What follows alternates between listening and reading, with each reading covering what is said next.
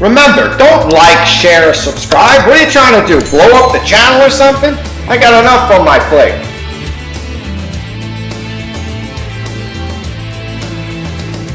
How do you define success? My definition of success is across the board. If you're not ripped, if you're not rich, if you ain't rare, if you don't stand out, if you ain't across the board successful, it doesn't mean f***ing shit to me. If you got straight tits and you're in your Rolls Royce, you look like a fucking clown to me. I'm just laughing at your dumb fucking ass. Okay. But this is the whole fucking point. You have a weakness. Change it, motherfucker. How the fuck are you going to lead people if you don't realize your weakness is their way out? Well, here we go.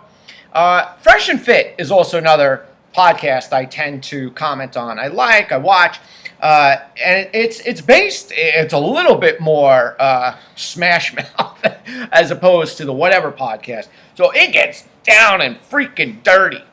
Kind of awful. So I guess the boys from Fresh and Fit had this little symposium. I guess rah go guys symposium. I don't exactly know who this is, who's talking, but it just seemed like, again, a great commentary on the social psychology and sciences of who and what men should be. I agree and don't agree with a lot of different things, especially coming from like the drug-free bodybuilding world. What working out does for you as a person, how it transforms not only your body, but hopefully it'll transform your mind from the hard work, effort, energy, discipline that goes into that and changing your entire look. Not to mention, hopefully, with good nutrition, you're changing the entire physiological content and substance of your person, hopefully adding on years to your life. Not only that, it gives you, like a brash confidence of knowing what you've overcome to get to where you are. So Andrew Wilson appeared on this panel, and there's going to be a great back and forth that goes on, and it's worth commenting on and reacting to. So I've already set the stage for how this is going to go. It's going to get a little bit nasty, so be informed and prepared. Here we go. Let's get busy. They're not going to listen to you. You're sitting there possessing shit that they don't want to have. So, I mean, this is what people say. Oh, it's not about the money. It's about family, Wes. It's about this, about that. Motherfucker, when you're making money, it's about the money. When it's family, it's about family. When you're at the gym, it's about muscle. Whatever you're doing, it's about that. There's no black and white life. It's the gray area. You have to be good at everything. That's the goal, to really excel in every area. And that's the worst thing about these motherfuckers. They try to give you relationship advice. You got a borderline Miami 2. That's like a fucking Mississippi 6. Don't give me relationship advice to my 10 when you got a 2, motherfucker. Shut up. But this is the whole thing. People don't think I'm going to put the measuring stick to their motherfucking face. They better just watch what they say around a motherfucker who's beating them in every area. You better have a bad bitch. You better be ripped. You better fucking be rolling some sick shit. That's what I like. I grew up hustling. There has to be rims on my goddamn Phantom. Go out front. That ain't normal Phantom. That's a Mansory Phantom. I don't have the normal shit. F*** that. Chick's got upgrades. Done. Now, just an outsider looking in. Don't go by, I'm a total moron. Don't go by what I'm saying. Sounds like a lot of insecurities there. Because you don't need to measure yourself up against other men by things that you have, though it's hard not to. I have a lot of friends. I had a friend of mine, he bought a home in the Carolinas. He wired $2.7 million right in front of me.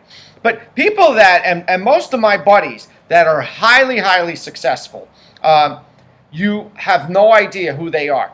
The millionaire next door, one of our women here, she went out on her first date with her husband, now, oh my God, 25 years ago, and he's like a work boots and jeans kind of guy. He had a simple Avalanche type of a truck.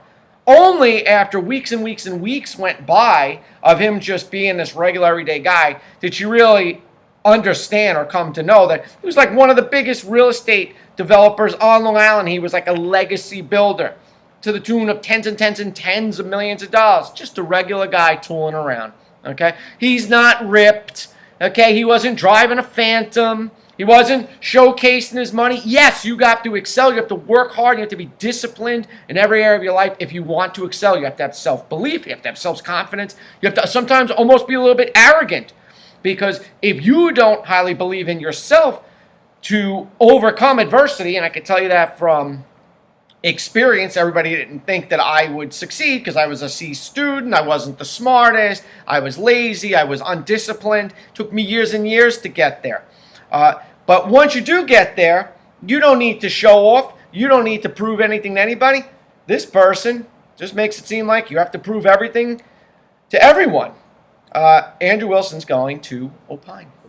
My definition of success is having a family, having children, and being part of the apparatus of the world. And true wealth is a rejection of materialism. As Christ said himself, what good does it benefit a man to gain the entire world at the cost of his soul? It's okay to have materialism. It's not against Christian ethics to become rich, become wealthy. But I just think it's all beside the point, ultimately.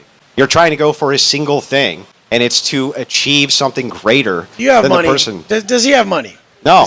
Do you have money? No, I don't have. How much money do you have? I don't Does he have have money. But here's the thing. Why is money valuable? Do you have money? What is money valuable for? I'm just asking. Do you have money? I just said no. I'm broke. I'm a nobody. No, but really, you are? Yeah. Is he really broke? Yeah. I just want to know. I have to know. No, I'm not. I'm not one of these rich guys. I don't have a Bugatti. I don't have a Lambo. I just really have to know. Like, how much money you got?